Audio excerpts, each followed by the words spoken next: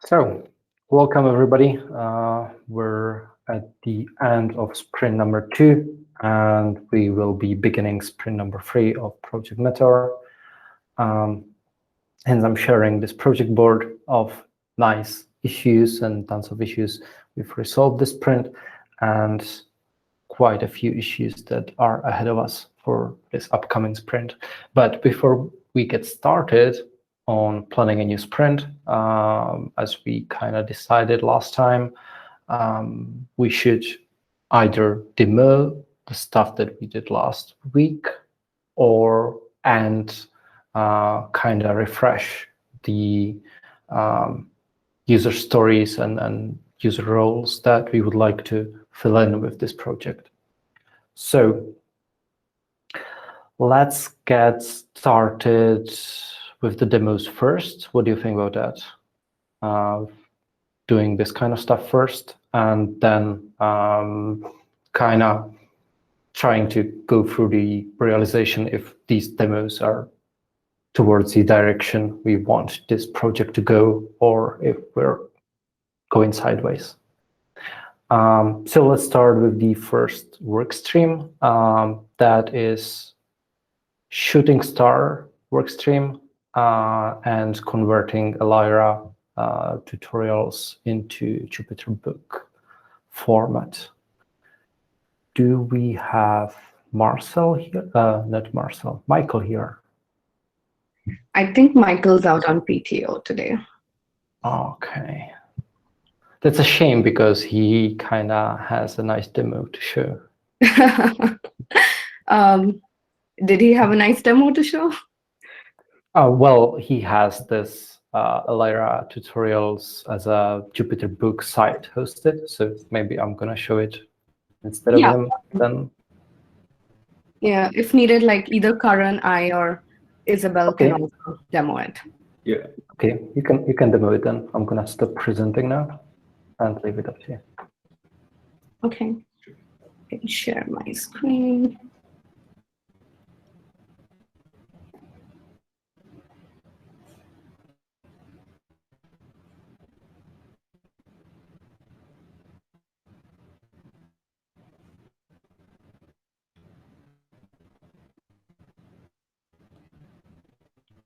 Okay, so we were mainly looking at two broad issues here. So the first one was to basically take the repo and convert it into a Jupyter book format. And the second issue was to document the steps that we are taking while we are doing the conversion, and basically to log what goes into the whole process and highlight any parts which need maximum automation. So we were not involved with like changing a lot of the tutorial at this point. We were mainly interested in converting it into a Jupyter book from just what we have. So this is what the site basically looks like. It's just the repo in a book format. Looks pretty cool. We have some table of contents here. We are able to directly reference some of the steps here, go to the notebooks, and these are like the sub-contents or the sub-headers within that particular page that we are seeing. So we can also, one cool feature we saw, we are also able to break it down into like sub-headers. So here we have some initial steps, and then the AI parts of it, and the DevOps part of it. And I think we also saw a lot of, we logged a lot of issues with the current flow. We might need to change some of it or modify some of it, but that's for the upcoming sprints. And we were also logging some of the steps that we took to build the Jupyter book. It's not super fancy, not a lot of fancy steps, but basically the two parts, the two steps which we saw need some automation or which needed some human intervention, needed some manual effort from us were the generation of the config file and the table of contents file from the root of the repo. So the table of content basically dictates the left-hand side header, and the config dictates the title of the whole book and the logo that we are putting in and the author and stuff like that. So those were two things which needed some manual effort. Apart from that, to build the Jupyter book, essentially, we just had to install a Jupyter book package and do the Jupyter book build from the root of the repo.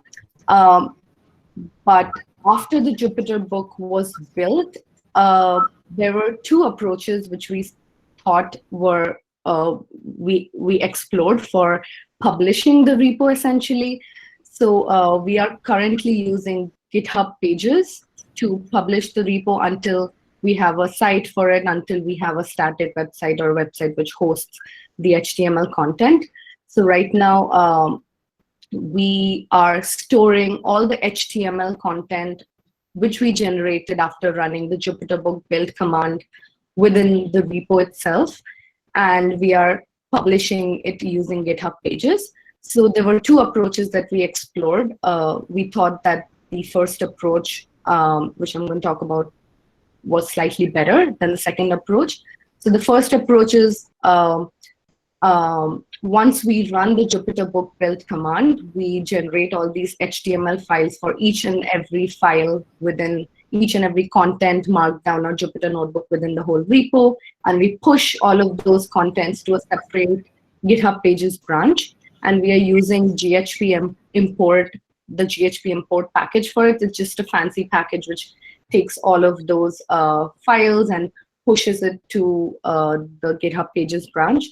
And so basically, when we are going to push any changes to the main master repo, we are not really concerned with the site HTML files. And whenever we want to push something to the site, we have to make changes to the GitHub Pages branch by the GHP import command. And this basically just involves running this step, and this makes sure that all the HTML content is pushed onto the GitHub Pages. And if in this current workflow that we have, where we are all maintaining on different forks of the upstream repository, I think if we run GitHub Pages import on our particular fork, we can always open a pull request to the master's GitHub Pages. And the second one is a more manual approach, which in this, we currently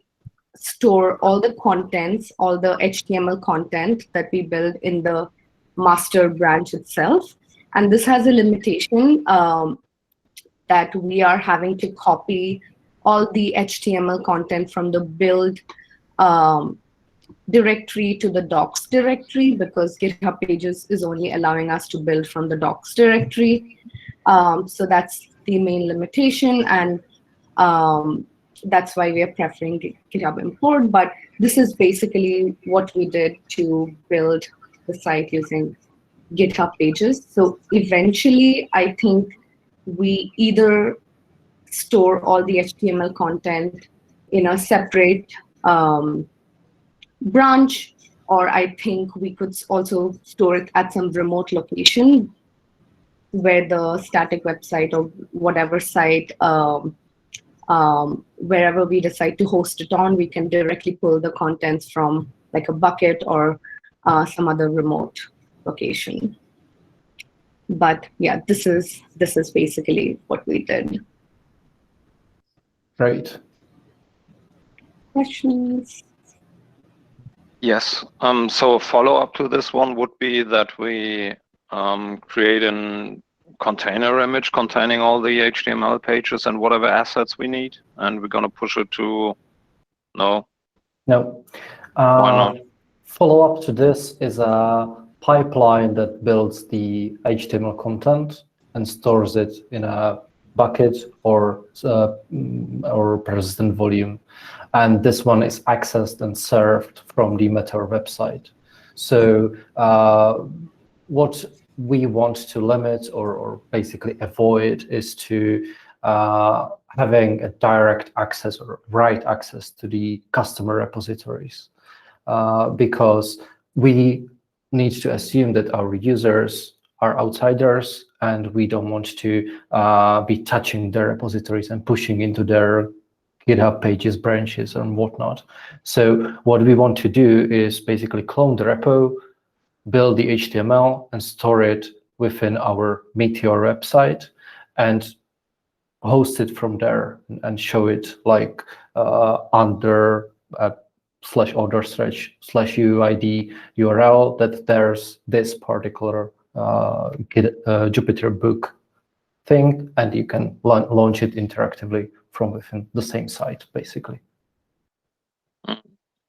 Okay, feels strange having HTML pages on a Zeph repository, because I think that we want to deploy two things: RPMs or container images. It's part of the runtime. It's gonna be just part of the runtime. It's gonna be either within a bucket, because that's easy to limit when it comes to expiration and things like that. So we don't need to prune it after a certain time, or we store it in PVC because that's easier to mount into a website container and serve it as a file system web server, basically.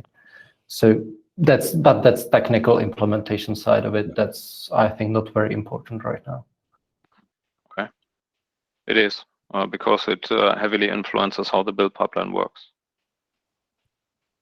Yes, okay. I mean, and this is what this meeting is about, right? We are planning the next steps. So we just saw what can be done, how it can be done now without build pipelines, and how to deploy it somewhere which is not on any OpenShift cluster. Precisely. So, good. And we have any other demos?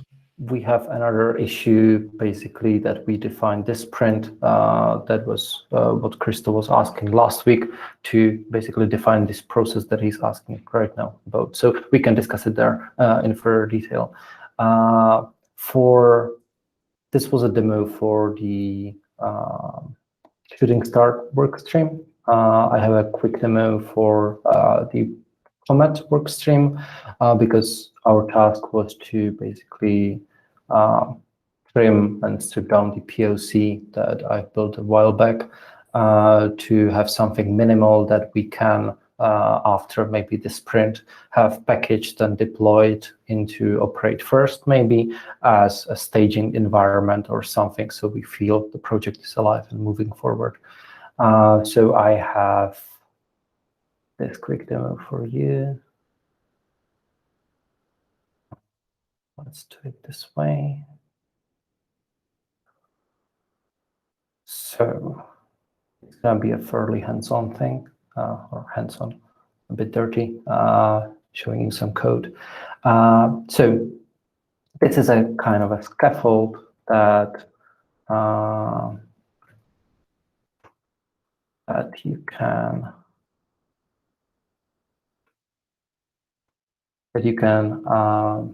spin up from within, like as a single container. Basically, it has a backend and a front end part to it, and what it does, it basically creates this simple website.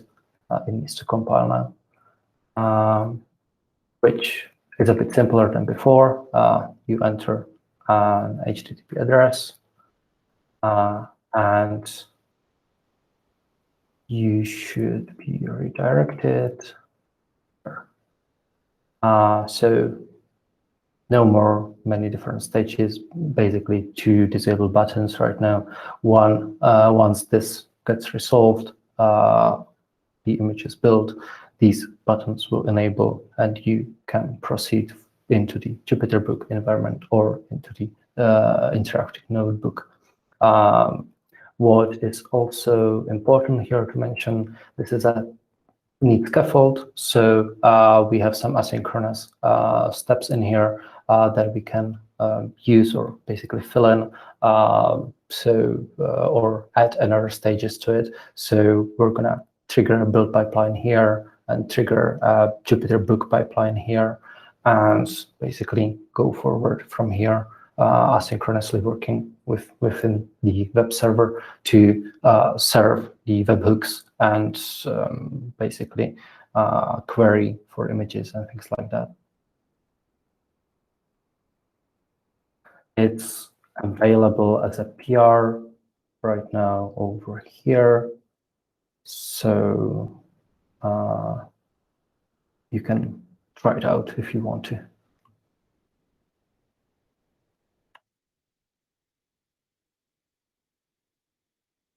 Any questions? Okay.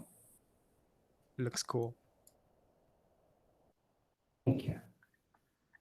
It's fine, but at least somebody finds it cool. It is very cool. So I think we should also mention, it's just the URL I saw from there. Maybe we should also add a branch and graph, like there's just a branch so that we know what is being built. Sometimes, if not, then default is being used at least in the ASU/ECI pipeline. So if whatever you make the repository, the default branch, it picks from there. Is that the same thing we are thinking to go ahead here as well? Yes. Like we can do that. Right now, I would assume that for simplicity, we're always building from the default branch, and we can expand further. I don't know. We can do both. It depends what we want to achieve. But I would say for simplicity, let's start with the default branch and expand to building different branches in future. But if it's simpler for the ASU/ECI pipelines to have an explicit branch defined already, we can define it explicitly from the beginning. I mean, it could be either ways, right? But where it needs to be either defined one place and then modified on the other spot. Right now, there is an option to set the branch. It's not being used. It is using the default branch. If the user wants to set it up, then we give that permission there. But like, it's not good. I think that's a neat RFE that we can work on down the road. But if that's just an option and not a requirement for the ASU/ECI pipelines, let's use the default now and expand beyond that once we're able to build images. Yeah. Thanks. Thank you. And then we have a third work stream here that was Telescope, right? Yes. For this sprint, we were basically looking at coming up with different personas for the Meteor project based on Christoph's suggestion, and then followed up by defining and grouping our metrics that we had so far based on these personas. So there are 2 PRs open, and I think most of the people on the team had a chance to take a look at it. And basically what we're doing here is we've identified, I think, around 4 to 5 personas in that document, listing out like the product owner, project manager, technical architect, users, and so on, and with like a small description for each of those. So yeah, that's what we have in terms of the personas. It's still up for review in case some more folks want to take a look at it, but I think everyone's happy with these personas. So once this is done, we also have a similar metric markdown, which is basically defining the metrics. How are we calculating these metrics? What is the targeted persona for this? And what is a possible data source that we would like to look at? So this is something to give us like an initial head start. Of course, it's probably going to be iterated over time, depending on what we prioritize. But I think it's a good start, at least, to cover most of the personas here. And some of the data sources looks like it's going to be a lot of Prometheus with Google Analytics, since we're doing a lot of web application interface as well. So that would help us to get some of the web application related metrics. So we'll probably need to look into enabling that. And yeah, otherwise, I think this is something which would give us a good start. And again, there's a PR open for this. I think most of us had a look at it. I know, Tom, you mentioned we're just waiting for like a table check from the CI side for the PR. But otherwise, I think this is also sort of done. And I think, yeah, sorry. Sorry, I've also noticed that you have a third thing to be maybe available to demo. I don't know. That's a flowchart that Yes, you've yes, I created. was just gonna come to that. So yeah, and then the last part was the flowchart that Akanksha, Shri, Isabel, and I sort of brainstormed in a session together, and we came up with a flowchart to basically go over the initial design doc that Tom had, I think the crawl phase, and somewhat basically what he demoed today as well. So in this flowchart, basically, as Tom mentioned, the idea is you input a repository URL, which is the Elira tutorial URL, and there are two asynchronous activities happen, which is the build pipelines and then the Jupyter book pipeline. And basically, each of these, we are breaking them down into further steps. So what's exactly triggering in each of these pipelines? So in the build pipelines, once you're forking it, you're looking at how are we setting up all the dependencies, how are the build and images and overlays getting triggered.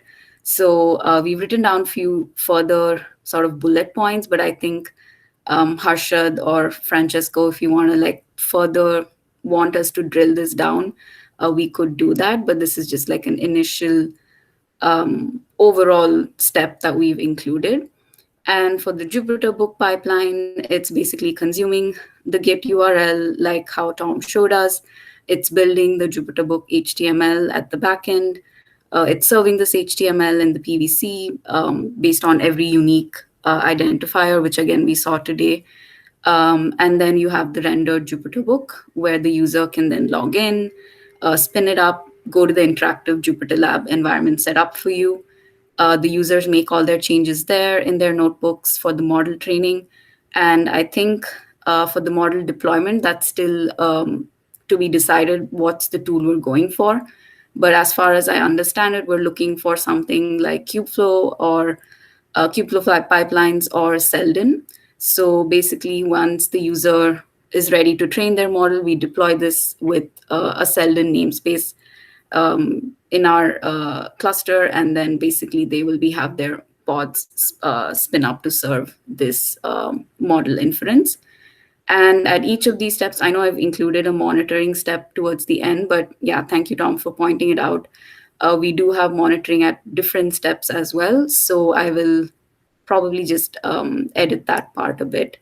But yeah, that's the flowchart we sort of came up with. And right now it's just like we have it in the Google Drive folder somewhere placed. But I think once we've iterated it and everyone's happy, we wanted to create a PR and put this in the repo as well. So that's what we were able to do this sprint. I like it. I like the flowchart a lot.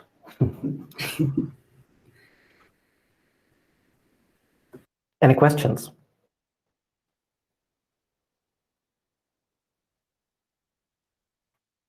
Okay, then. Let's take a look. Should we take a look at the user stories and aligning that with our current project setup? Christoph, what do you think? Let's do it then. I need a mute button so I can unmute faster. Yes. I don't know if it's technical details or something, but I think what we should really always focus at or refocus ourselves if we are thinking about new issues and stuff, is that we want to deploy everything onto operate first, which is, from my point of view, pretty strong requirement, as we want to show that all the stuff that we are doing matters ultimately for the roads product, right? And roads product is not hosting any Jupyter book stuff, any static pages on GitHub. That is why I asked before. So that is one of the motivations why I last week talked about the document that holds some pretty high level user stories, and that we always can come back to and really look at, are we on the right path? Is it what we really want to do? So maybe it's a good thing to think about a few user stories we have in progress or in to do and really align them.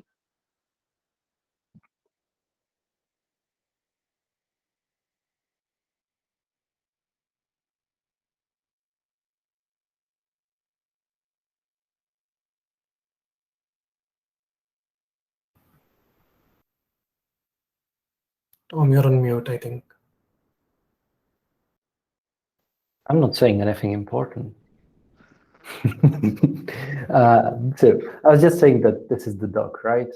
So we have this user story. So as a user of Meteor web interface, I want to provide URL. I want images built. That's the basic. And I want to get a ready to be deployed deployment, ready to be used deployment of GitHub repository. So right now, we're basically able to consume GitHub URL. For initial phase, we kind of assume that this is always Lyra tutorials. And we are working towards triggering the build pipelines to get JupyterBook web page ready and to get a container image that can be spawned. So we have a definition of some of the user stories by Christoph right now, because I can see the editing tick. So all the resources are getting deployed and operate first. That's kind of defining for the interface that we have, like Kubeflow and things like that, and that we can use persistent storage or object storage and things like that, and also that we should contain everything within the operate first environment. So we shouldn't be pushing to user repositories. We shouldn't be asking users to create onboarding PRs and so on. Yes, and minor editorial correction to one of your statements. I'm not defining what we need to do in this document. I'm just the only one typing, right? Yes. And that's good that at least somebody's typing. Does anybody see any user story that's kind of not aligned with what we're working on right now, that is out, that we're missing out or kind of going sideways on? Good. Let's move on to the sprint planning then. Yes, just in another short note, I think that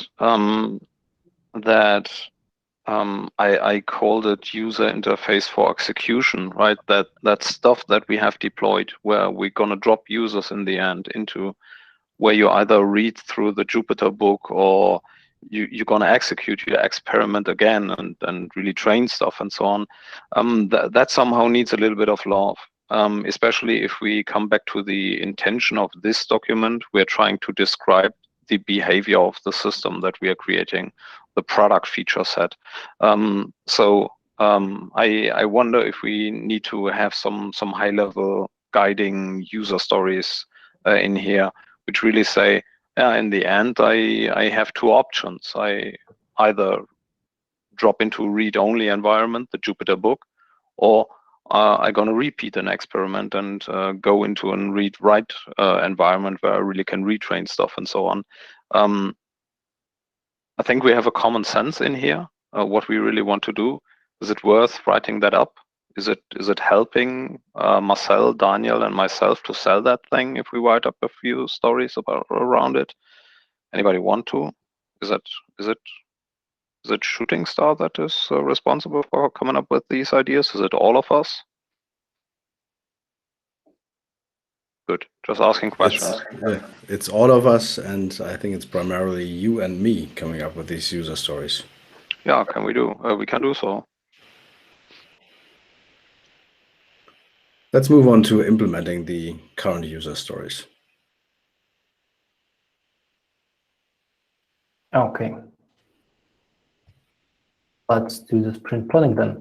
Or first, quick sprint review from those tasks from in progress to maybe done column. So let's wrap up the sprint number 2. Did we convert Elira tutorials to Jupyter Book format? Yes, we did. Deploy Jupyter Book static web page? Yes, we did. And define metrics personas and identifying personas plus flowchart? Yes, we did that. Let's move this over here and what we have in progress. So define Meteor personas. This will be resolved once this PR is merged. Let's leave it here and we'll maybe link it.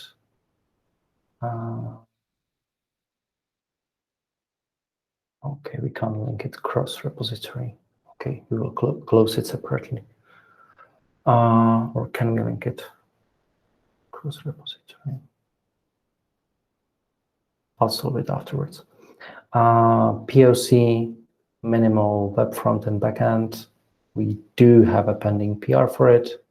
Metrics for personas. We have a pending PR review. Flowchart. We will have a PR soon, I assume. Yes. Great. Document steps for conversion to Jupyter Book format. We have a Google Doc for that.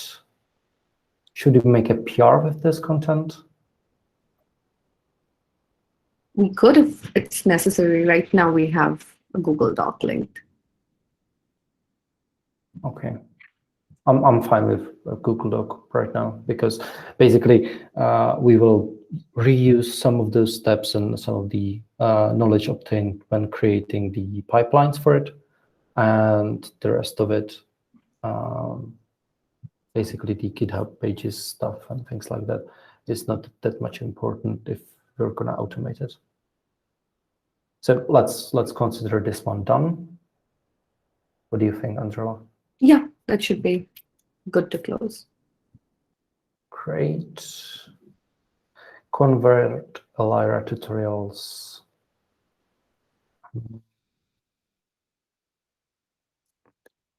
That is fully resolved. Yeah, we also have the linked site for this. Great. That's awesome. And we decided that we need to rewrite an issue for the Jupyter Book pipeline. So I kind of did some definition what needs to happen for the initial deployment. So this is the issue, Christoph, where you can jump in and suggest changes to object storage, PVCs, and whatnot. And I would like to have this issue. So basically, this rationing issue can, in my eyes, can be considered as done. And for the next sprint, I would like to have this issue, or basically some initial version of the Jupyter Book pipeline created. What do you think, Christoph? Is that a good assumption? Yes, ask the people which we need to implement it. But I think yes. Yeah, yes. I'm asking you because you had some concerns about this thing. You had some opinions. And if I recall properly, also on the last sprint planning, you wanted some more meat into this issue. You wanted some more detail into it. So if it's not sufficient for any initial implementation so far, I would like to solve it so we can actually go into implementing this bit, because it's one of the cornerstones, one of the building blocks that we need to solve first. Is this the easiest way to implement this pipeline, like the minimal viable product? Yes. I would think point number 4, instead of storing the HTML into a bucket, why not just store it inside the container and deploy the container like a web app, like an Nginx web app? That is, from my point of view, what we should do. We have S2I builder images for, I think, HTTPD or Apache or Nginx, can't remember. Yeah. Therefore, we have Tecton tasks to do so. They just take stuff, push it in a container, deploy, done. I'm worried we will need to solve the routing later and pruning and image hosting. And why routing? Why routing? Why not just publish an Nginx app which gets a route, and then we have a route, so you don't need to even implement something. That's by OpenShift. And I mean, we can iterate later always, right? I'm just asking for the easiest way to do something, and the easiest way to deploy and host some HTML is using S2I builder image for Nginx. Okay, let's do it that way. Let's do it that way. Can you then go and change the bullet point or number 4 to basically describe what you just said, and we can go this road first. I can try to change number 4. Yeah, thank you. Okay. And this is kind of a natural transition for us into sprint number 3 and sprint planning for upcoming sprint. So I have set few goals for the commit workstream. I'm not sure what goals we would like to tackle in the sprint for Shooting Star and Telescope. So I would need your help in this. Instead of creating the pipeline, can we say that it's have a Jupyter Book S2I image which will host the Jupyter Book on a port? Because whether it's built by a pipeline or locally, I don't care. And I think in terms of hosting it, it's just forwarding or exposing the port. Yeah. I would say let's re-implement issue number 13. I think that is what we have done with the GitHub pages. Let's re-implement 13 to deploy to operate first. Right, publicly accessible URL. However we do that, the goal should be, is it this one? Scroll down a little bit, please. I think somewhere was mentioned that it's going to GitHub umbrella. Where was that? Was it in a document or in a? It was in a Google Doc. But that Google Doc was based on issue number 13, right? Yes. Issue number. Can paste it here.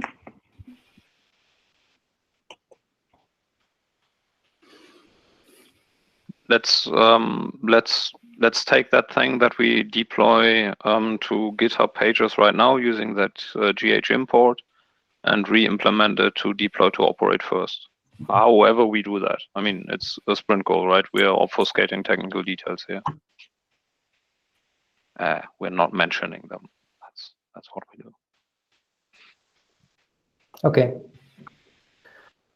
So have Jupyter Book S2I image deployed.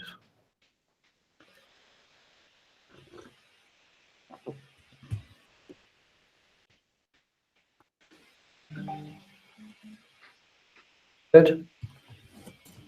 Yeah, we had it last week with Michael before Meteor. We had said the goals were to be redefine some of the tutorial content can be, and the second is to support the Jupyter book pipeline, which I think You're breaking up, Isabel. Oh no, that's being sad today. Yeah, maybe if you disable your video, maybe you can get some more bandwidth for your voice.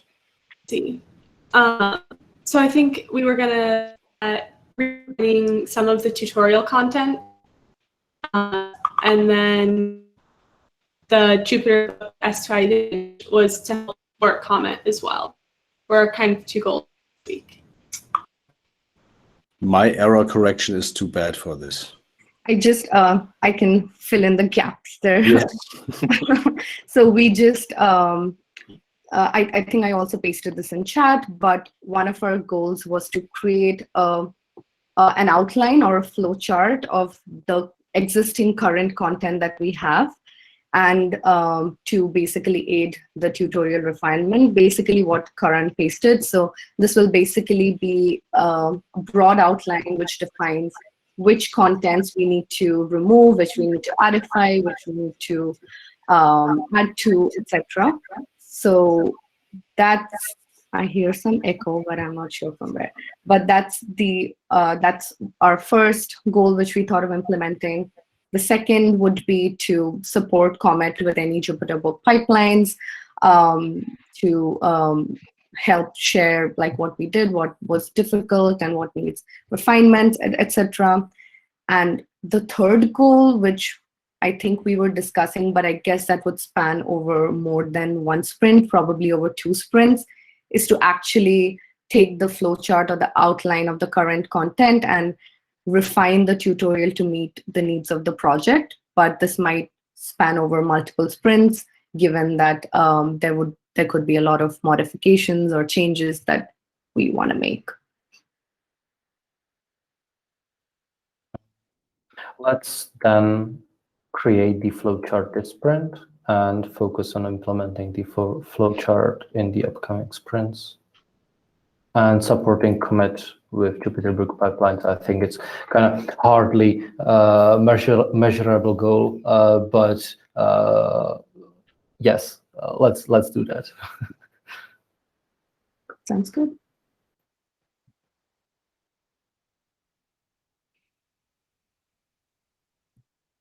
And for telescope, what can we define as a telescope goal?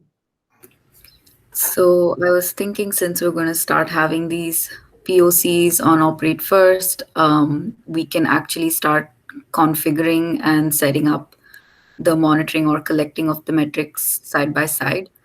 So that was what I had in mind for this. And I think I have one issue already to track this, but if it requires further issues to break it down, we can do that. I think it's issue number 18, probably.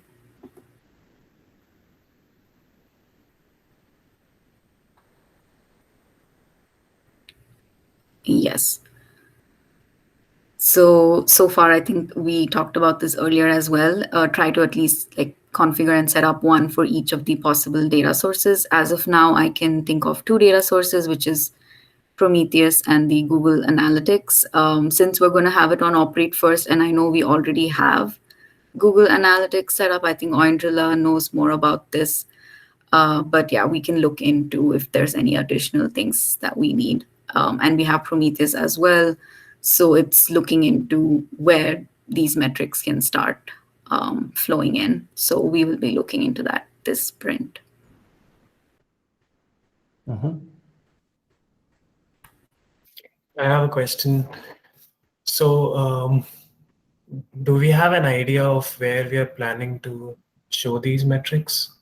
I mean, we start collecting it, but like, do we have like a dashboard kind of thing in mind? So to start off with, I think Grafana would be our first place to look into. But I know that Trino and Superset, I've actually been trying to get those up and running with the help of Ricardo and Anand and everyone. So we do have Trino up. It's connected to Superset. We are looking into starting to create tables. We also have our Ceph bucket connected to Trino. So everything's there. It's just a matter of getting tables and everything created. So I'm trying to get Ricardo's help on that. But hopefully if that's sorted, then we are good to go with using Superset as well. Cool. Sounds good. Emma, how would you define the end goal? Like collect at least one metric of a kind? Yes, that's what I was thinking, at least so that we have something in place. Okay. Is there an issue where we discuss what metrics will be exposed? Like, so there is like a markdown, which is the PR, which is currently open into what kind of metrics we want to start looking at. And now we'll have to figure out if those are actually available. And then I think that's what the sprint will also be about, if these are something that we can actually start having, and how do we start scraping them. So yeah, if I can create a separate issue if you want, to make it easier. thanks. I think part of this goal is basically if we need to implement some exposing of a metric from maybe the web server POC or whatnot, let's implement that as part of this goal as well. Yep. I like it. Any suggestions to this? No reservations? Everybody's happy with the goal? Good. So what issues can we pull in into this sprint? I have defined 3 for Comet. We're gonna change this one to match the Jupyterbrook S2I image description. And that's for the commit area. Do we have any issues in backlog supporting those end goals for sprint number 3 for Shooting Star?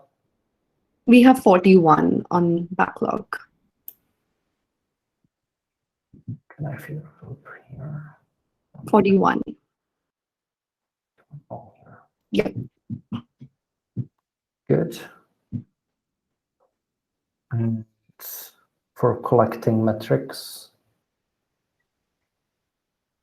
Yes, so that's already in, I think, 18. We already have that in the to-do column. Probably, like Anand pointed out, maybe as and when we're looking into this, we'll probably create issues to actually figure out which are the ones we are missing and what we would need to implement. So that would be a result of the work that we do this sprint. Okay, so this is the issue then. Yep. Great. Anything else? Any suggestions? Do you want some more tasks to do this sprint or less tasks? Do you think it's too much work to accomplish in one sprint? Any ideas? Everybody happy? About 38. What? What about 38?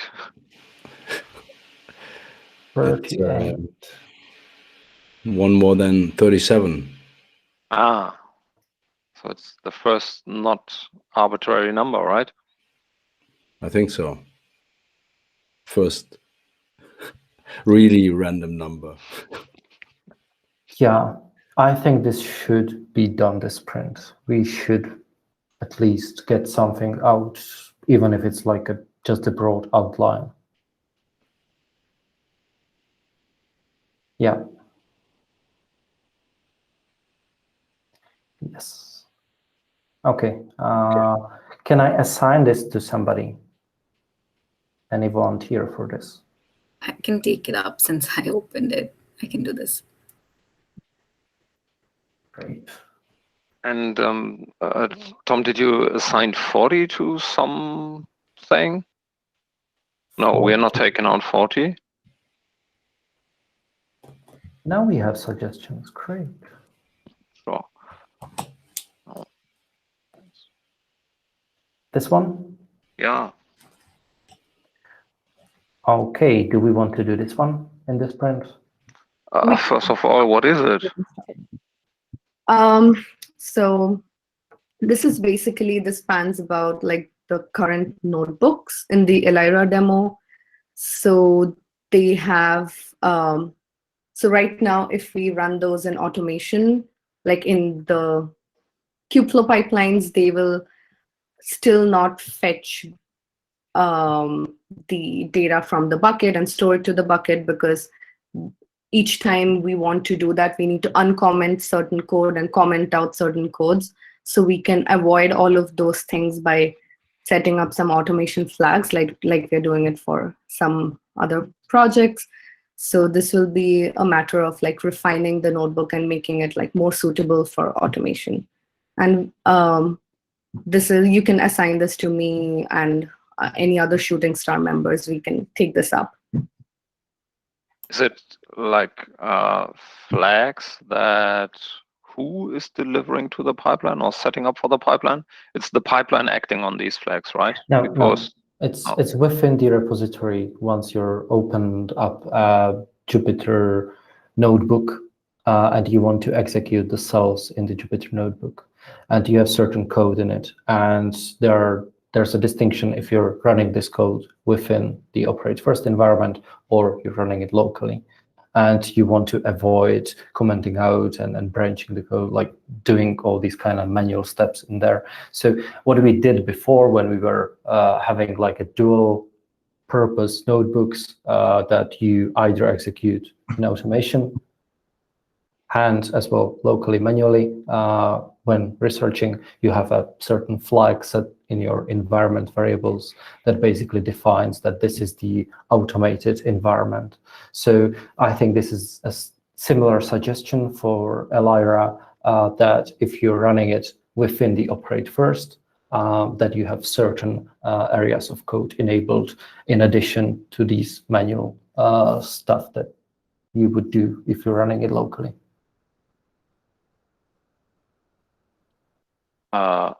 Maybe I got it. I don't know. I tried to write up a user story for that. Maybe if you're going to reload that page. So it's me as a data scientist. I want to set some feature flags in that notebook. That is like you have a cell in the beginning of the notebook where you're going to set some environment variables or what?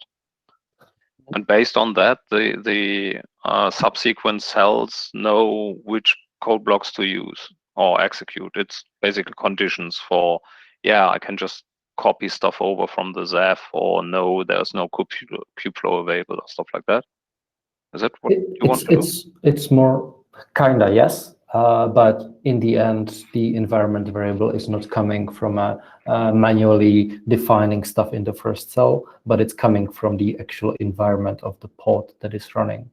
And if this environment variable is available, you go a different path than you would do if it's not. You basically branch the behavior based on the presence of an environment variable. I see. Who set that environment variable? Jupyter Hub spawner, maybe. So it's basically injected by the platform. Yes. It's basically injected by Open Data Hub in that case, right? Yeah. Yes. Okay. Well, thanks. So it's not really the data scientist doing stuff, but it's the platform. In a way, but the data scientist or the creator of the data science notebooks is basically aware of this phenomena, that you can use it and basically enable users to do different stuff in different environments with the same image.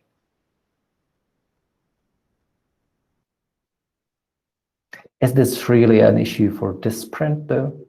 Like, I think that we have quite a lot of work on our plates for this sprint.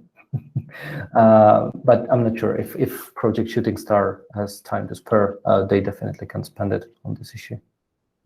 Yeah, like I wouldn't put it in this sprint as such, but we will definitely take this up in our content refinement steps.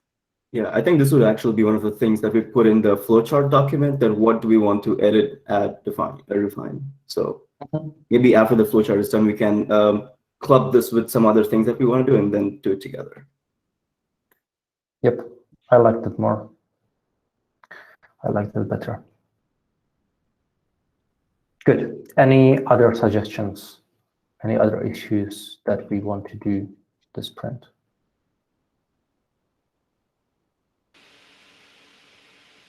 Good. Then I have some general feedback coming out of 2 weeks and basically leaving before everything got started. So I think it's great progress in the 2 weeks. So we already have a nice Meteor looking like fake website, which looks pretty cool. And we have the first conversion of the tutorial, which looks really good. So it's looking much better than just the GitHub content. So I think that's great progress. And I also like the breaking down the words, the measurements, the metrics into different personas. So I think it's a good starting point to actually now grab these metrics and do something. So we're coming together real good. And I also like that we did the demos first. And now comes the but. I would refrain from commenting too much on the demos, just do the demo. And if there's some technical understanding, ask, but don't come up with suggestions on how to redo the demo or how to do it way better, because I think that's the second part of the meeting where we define the actual next steps, which leads to my second suggestion. Let's just close out all issues that are done prior to this meeting. So let's do it on Friday. And then in this meeting, you just rename the current column, the in progress column, into done or into the sprint column. And then we can move all issues that are not read, basically all that are not closed out, into the in progress column, and then people can argue why it's not called out, why it's not closed out, and then we don't have to go through each and every issue and explain whether it can be closed out or not. Yes, we'll do that, definitely. Okay. Thank you. That's just on time. Thank you. Thank you, everybody. Great to be back. And apparently it's 30 degrees Celsius in my living room here. And I thought I was coming out of summer, and it's even hotter here then. Probably it's all the computers and stuff. Okay. Bye. Thank you. Thank you. See you online.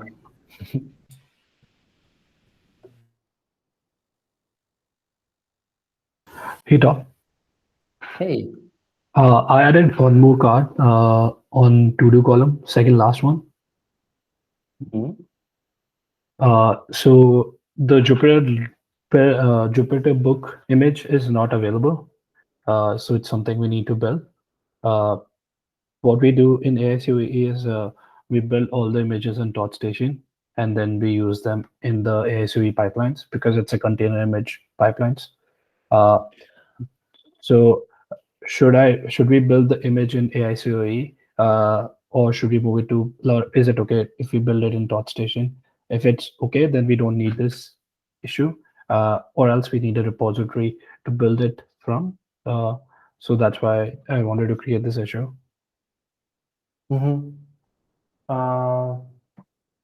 Yeah, this, like,